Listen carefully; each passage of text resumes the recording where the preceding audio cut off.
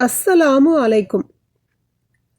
உயர்ந்தோன் அல்லாஹ் கூறுகின்றான், யார் பொன்னையும் வெள்ளியையும் திரட்டி வைத்துக்கொண்டு அவற்றை இறைவழியில் செலவு செய்யாமல் இருக்கிறார்களோ அவர்களுக்கு வதைக்கும் வேதனையே உண்டு என்று நபியை நீர் நற்செய்தி கூறுவீராக.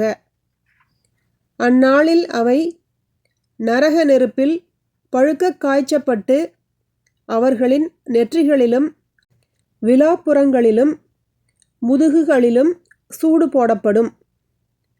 இவைதான் உங்களுக்காக நீங்கள் திரட்டி வைத்திருந்தவை.